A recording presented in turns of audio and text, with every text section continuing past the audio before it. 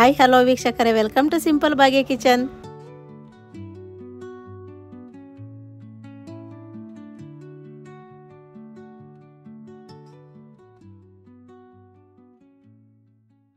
ಇವತ್ತು ನಾನು ನಿಮಗೊಂದು ಆರೋಗ್ಯಕರವಾದಂಥ ರುಚಿಕರವಾದಂಥ ಕಮ್ಮಿ ಖರ್ಚಲ್ಲಿ ಮನೇಲಿ ಏನಿರುತ್ತೋ ಅದನ್ನು ಬಳಸ್ಕೊಂಡು ರಾಗಿ ಸ್ವೀಟು ಅಥವಾ ರಾಗಿ ಲಾಡು ಅಂತಲೇ ಹೇಳ್ಬೋದು.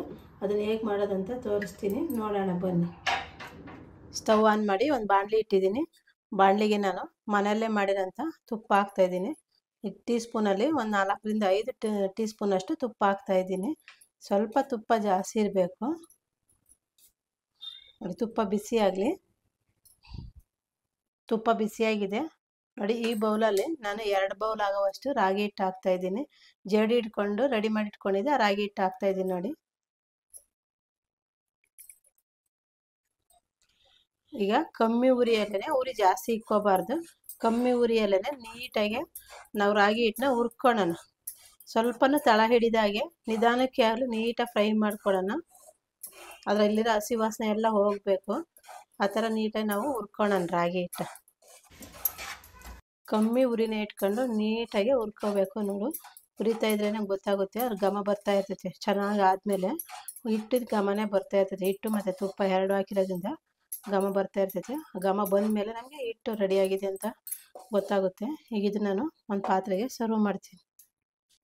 ಹುರಿದಿರುವಂಥ ಹಿಟ್ಟನ್ನ ನಾನು ನೋಡು ಸ್ವಲ್ಪನೂ ತಳ ಹಿಡ್ದೆ ಹಾಗೆ ಹುರಿದಿದ್ದೀನಿ. ನಿಧಾನಕ್ಕೆ ನೀಟಾಗಿ ಹುರ್ಕೊಳ್ಳಿ, ಚೆನ್ನಾಗಿರುತ್ತೆ. ಈಗ ಇದನ್ನ ಒಂದು ಪಾತ್ರೆಗೆ ಹಾಕ್ತಾಯಿದ್ದೀನಿ.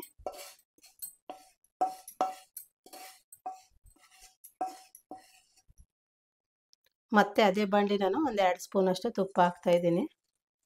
ಜಾಸ್ತಿ ಏನು ಬೇಡ. ಇವಾಗ ಡ್ರೈ ಫ್ರೂಟ್ಸ್ ಹುರ್ಕೊಳ್ಳೋಕ್ಕೋಸ್ಕರ ಒಂದು 2 ಸ್ಪೂನಷ್ಟು ತುಪ್ಪ ಹಾಕ್ತಾಯಿದ್ದೀನಿ. ನಿಮ್ಗೆ ಯಾವುದು ಮನೇಲಿ ಡ್ರೈ ಫ್ರೂಟ್ಸ್ ಇರುತ್ತೋ ಅದನ್ನು ಹಾಕ್ಕೊಳ್ಳಿ. ಇವತ್ತು ನಾನು ಗೋಡಂಬಿ ಮತ್ತು ದ್ರಾಕ್ಷಿ ಐತೆ, ಇದನ್ನೇ ಹುರ್ಕೊಳ್ತಾ ಇದ್ದೀನಿ.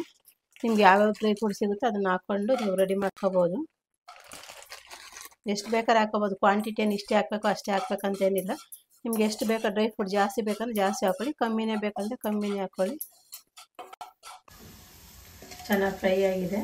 ಇದನ್ನು ಹಿಟ್ಟಿನ ಜೊತೆ ಸೇರಿಸೋಣ. ನಾನು ಹುರಿದಂಥ ಡ್ರೈ ಫ್ರೂಟ್ಸ ರಾಗಿ ಹಿಟ್ಟಿನ ಜೊತೆ ಸೇರಿಸ್ತಾ ಇದ್ದೀನಿ ನೋಡಿ.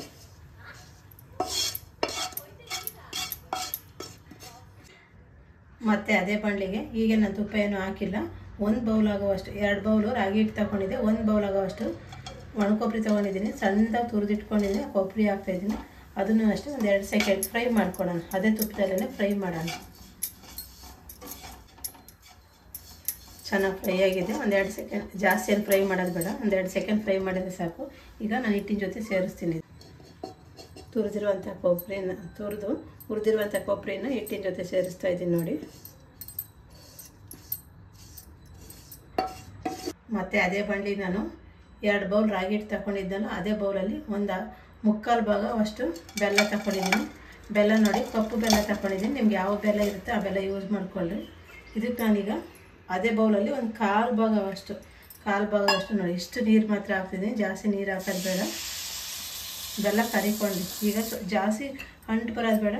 ಸುಮ್ಮನೆ ಬೆಲ್ಲ ಜಸ್ಟ್ ಕರಗಿ ಒಂಚೂರು ಅಂಟು ಬಂದರೆ ಸಾಕು. ಅಲ್ಲಿವರೆಗೂ ಬೆಲ್ಲನ ಕರ್ಗೋಕ್ಕಿಡೋಣ. ಬೆಲ್ಲ ಎಲ್ಲ ನೀಟಾಗಿ ಕರಗಿದೆ ನೋಡಿ. ಈಗ ಮುಟ್ಟಿಗೆ ಸ್ವಲ್ಪ ಅಂಟು ಬರಬೇಕು, ಜಾಸ್ತಿ ಅಂಟು ಬೇಡ, ಇಷ್ಟು ಅಂಟು ಬಂದರೆ ಸಾಕು. ಈಗ ಸ್ಟವ್ ಆಫ್ ಮಾಡಿ ಇದನ್ನು ಒಂದು ಪಾತ್ರೆ ಸೋಸ್ಕೊಳ್ತೀನಿ ನಾನು ನೋಡಿ. ಪಾಕ ಸೋಸ್ಕೊಂಡು ರೆಡಿ ಮಾಡಿಟ್ಟಿದ್ದೀನಿ. ಈಗ ನಾನು ಒಂದು ಕುಟಾಣಿ ತಗೊಳ್ತೀನಿ. ಕುಟಾಣಿಗೆ ಒಂದು 6 ರಿಂದ 7 ಏಲಕ್ಕಿ ಹಾಕಿದ್ದೀನಿ. ನೀವು ಪೌಡ್ರ್ ಮಾಡ್ಕೊಬೋದು, ಚಿಕ್ಕ ಜಾರ್ಗೆ ಹಾಕಿದ್ರು. ನಾನು ಸ್ವಲ್ಪ ಅಲ್ವ, ಹಂಗಾಗಿ ಕುಟಾಣಿನಲ್ಲೇ ಕುಟ್ಟಿ ಪೌಡ್ರ್ ಮಾಡ್ಕೊಳ್ತೀನಿ. ಪೌಡ್ರ್ ರೆಡಿಯಾಗಿದೆ ನೋಡಿ. ಈ ಪೌಡ್ರ್ ನಾನು ಇದ್ರ ಜೊತೆ ಸೇರಿಸ್ತಾ ಇದ್ದೀನಿ. ಎಲ್ಲನ ಮಿಕ್ಸ್ ಮಾಡೋಣ. ಈಗೆಲ್ಲ ನೀಟಾಗಿ ಮಿಕ್ಸ್ ಮಾಡೋಣ. ಏನು ಡ್ರೈ ಫ್ರೂಟ್ಸು, ಕೊಬ್ಬರಿ, ಏಲಕ್ಕಿ ಪೌಡ್ರ್ ಎಲ್ಲ ಹಾಕಿದ್ನಲ್ಲ, ಅದನ್ನು ನೀವು ಕೈಯಾಗಾದರೂ ಮಿಕ್ಸ್ ಮಾಡ್ಕೊಳ್ಳಿ. ಇಲ್ಲ ಈ ಥರ ಒಂದು ಸ್ಪೂನಲ್ಲಾದ್ರೂ ನೀಟಾಗಿ ಎಲ್ಲ ಮಿಕ್ಸ್ ಆಗೋ ಥರನ ಮಿಕ್ಸ್ ಮಾಡ್ಕೊಳ್ಳಿ. ತುಂಬ ಚೆನ್ನಾಗಿರುತ್ತೆ. ತುಂಬ ಆರೋಗ್ಯಕರವಾದಂಥ ಸ್ವೀಟ್ ಅಂತಲೇ ಹೇಳ್ಬೋದು, ಅಥವಾ ಲಾಡು ಅಂತಲೇ ಹೇಳ್ಬೋದು. ಇದಕ್ಕೆ ನಾವು ಯಾವ ರೀತಿ ಬಳಸ್ತೀವೋ ಆ ರೀತಿ ಹೇಳ್ಕೊಬೋದು. ಸ್ವೀಟ್ ಅಂತಂದರೆ ಸ್ವೀಟು, ಲಾಡು ಅಂದರೆ ಲಾಡು. ಇವತ್ತು ನಾನು ಲಾಡು ಥರನೇ ಮಾಡಿ ತೋರಿಸ್ತಾ ಇದ್ದೀನಿ ನಿಮಗೆ ನೋಡಿ. ನೀಟಾಗಿ ಎಲ್ಲ ಮಿಕ್ಸ್ ಆಗಿದೆ. ಕೈಯಲ್ಲಿ ಒಂದ್ಸರಿ ಎಲ್ಲ ನೀಟಾಗಿ ಮಿಕ್ಸ್ ಮಾಡ್ಕೊಳ್ಳೋಣ. ಸ್ವಲ್ಪ ಬಿಸಿ ಇರುವಾಗಲೇ ಅದನ್ನು ಉಂಡೆ ಕಟ್ಟಬೇಕು. ತಣ್ಣಗಾದ್ಮೇಲೆ ಉಂಡೆ ಅಷ್ಟು ಚೆನ್ನಾಗಿ ಬರೋಲ್ಲ. ನಮ್ಮ ಕೈಗೆ ಎಷ್ಟು ಸುಡೋದು ನಾವು ಹಿಡ್ಕೊಳಕ್ಕಾಗುತ್ತೋ ಅಷ್ಟು ಬಿಸಿ ಇದ್ದಾಗಲೇ ಉಂಡೆ ಕಟ್ಕೊಳ್ಳೋಣ. ಎಲ್ಲ ನೀಟಾಗಿ ಮಿಕ್ಸ್ ಆಗಿದೆ. ಈಗ ನಾನು ಸ್ವಲ್ಪ ಪಾಕ ಹಾಕ್ತಿದ್ದೀನಿ. ಎಲ್ಲ ಒಟ್ಟಿಗೆ ಒಂದೇ ಸರಿ ಹಾಕಲ್ಲ, ಸ್ವಲ್ಪ ಹಾಕೋಣ.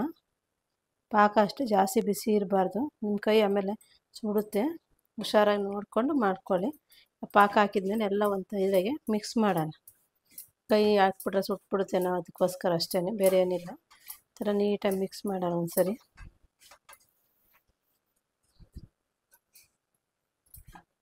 ನೋಡಿ ಎಷ್ಟು ನಿಮಗೆ ಉಂಡೆ ಕಟ್ಟಕ್ಕೆ ಬೇಕೋ ಪಾಕ ಅಷ್ಟು ಮಾತ್ರ ಹಾಕ್ಕೊಳ್ಳಿ. ಜಾಸ್ತಿ ಪಾಕ ಹಾಕ್ಕೋಬೇಡಿ, ತೆಳ್ಳಗಿದ್ರೆ ಅಷ್ಟು ರಾಗಿ ಲಾಡು ಚೆನ್ನಾಗಿರಲ್ಲ, ಸ್ವಲ್ಪ ಗಟ್ಟಿನೇ ಇರಬೇಕು. ಹಾಗಾಗಿ ನೋಡ್ಕೊಂಡು ಪಾಕ ಹಾಕ್ಕೊಳ್ಳಿ. ಪಾಕ ಉಳಿದ್ರೆ ಬೇರೆ ಏನಾದ್ರು ಸ್ವೀಟ್ ಮಾಡ್ಕೋಬೋದು, ಹಾಗಾಗಿ ಜಾಸ್ತಿ ಪಾಕ ಹಾಕ್ಬೇಡಿ. ಒಂದು ಸ್ವಲ್ಪ ಬೇಕಾಗುತ್ತೆ, ಇನ್ನು ಸ್ವಲ್ಪ ಹಾಕ್ತಾಯಿದ್ದೀನಿ ನಾನು.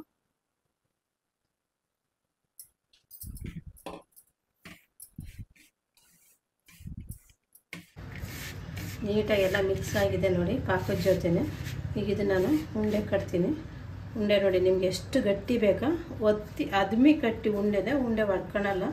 ನಾವು ಸ್ವಲ್ಪ ಫ್ರೀಯಾಗಿ ನಾನು ಉಂಡೆ ಕಟ್ಟಿದ್ರೆ ಲೂಸಾಗಿ ಉಂಡೆ ಹೊಡ್ಕೊಳ್ತೇವೆ, ತುಂಬ ಚೆನ್ನಾಗಿರುತ್ತೆ ನೋಡಿ. ನಾನು ಏನೂ ಹಾಕ್ಕೊಂಡಿಲ್ಲ ಕೈಗೂ, ಎಷ್ಟು ಚೆನ್ನಾಗಿ ಉಂಡೆ ಬರ್ತವೆ. ಎಲ್ಲ ತುಂಬಿಡ್ದು ಉಂಡೆ ಬರೋದು ಆ ಥರ ಬರ್ತವೆ.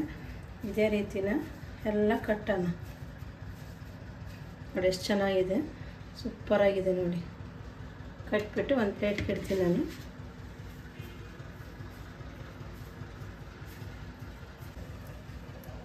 ಇದೇ ರೀತಿ ನೋಡಿ ಎಲ್ಲ ಉಂಡೆನೂ ಕಟ್ಕೊಂಡು ಒಂದು ಪ್ಲೇಟ್ಗೆ ಇಟ್ಕೊಳ್ಳೋಣ. ಎಷ್ಟು ಚೆನ್ನಾಗಿ ಬರ್ತಿದೆ ನೋಡಿ. ಉಂಡೆ ಒಂದು ಒಡೆಯಲ್ಲ, ಕರೆಕ್ಟಾಗಿ ಪಾಕ ಹಾಕ್ಬಿಟ್ಟು ಬೆಲ್ಲದ ನೀರನ್ನ ಕರೆಕ್ಟಾಗಿ ನೋಡ್ಕೊಂಡು ಹಾಕ್ಕೊಳ್ಳಿ. ಜಾಸ್ತಿನೂ ಹಾಕೋಬೇಡಿ, ಕಮ್ಮಿನೂ ಹಾಕೋಬೇಡಿ. ನಿಮ್ಗೆ ಹಂಗೂ ಗೊತ್ತಾಗಿಲ್ಲ ಅಂದರೆ ಒಂದು ಉಂಡೆ ಕಟ್ಟಿ ನೋಡಿ, ಉಂಡೆ ಕರೆಕ್ಟಾಗಿ ಬರುತ್ತೆ ಅನ್ನೋದಾದರೆ ಹಾಕ್ಕೊಳ್ಳಿ.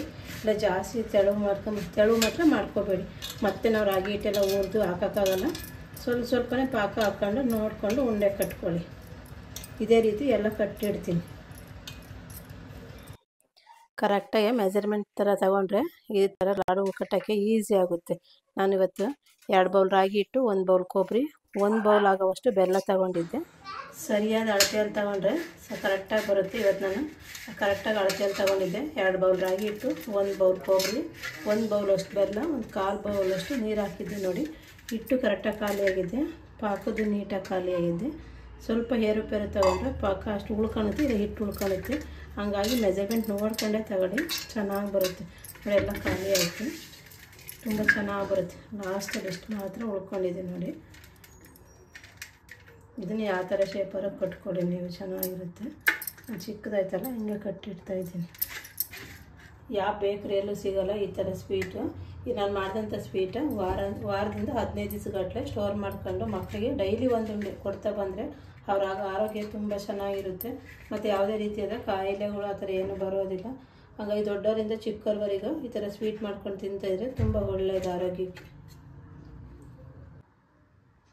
ನೋಡಿದ್ರಲ್ಲ ವೀಕ್ಷಕರು, ಇವತ್ತು ನಾನು ರಾಗಿ ಹಿಟ್ಟು ಮತ್ತು ತುಪ್ಪ ಬಳಸಿ ಯಾವ ರೀತಿ ಸ್ವೀಟು ಅಥವಾ ಲಾಡು ಮಾಡಿದೆ ಅಂತ. ನೀವು ಇದೇ ರೀತಿ ಒಮ್ಮೆ ಟ್ರೈ ಮಾಡಿ, ಹೇಗೆ ಬಂದಿದೆ ಅಂತ ಕಾಮೆಂಟ್ ಮಾಡಿ, ಲೈಕ್ ಮಾಡಿ, ಶೇರ್ ಮಾಡಿ. ಹಾಗೆ ನಮ್ಮ ಚಾನಲ್ನ ಸಬ್ಸ್ಕ್ರೈಬ್ ಮಾಡಿ, ಆಲ್ ಅಂತ ಸೆಲೆಕ್ಟ್ ಮಾಡಿ, ಪಕ್ಕದಲ್ಲಿರುವ ಬೆಲ್ ಐಕನ್ ಬಟನ್ನ ಕ್ಲಿಕ್ ಮಾಡಿ.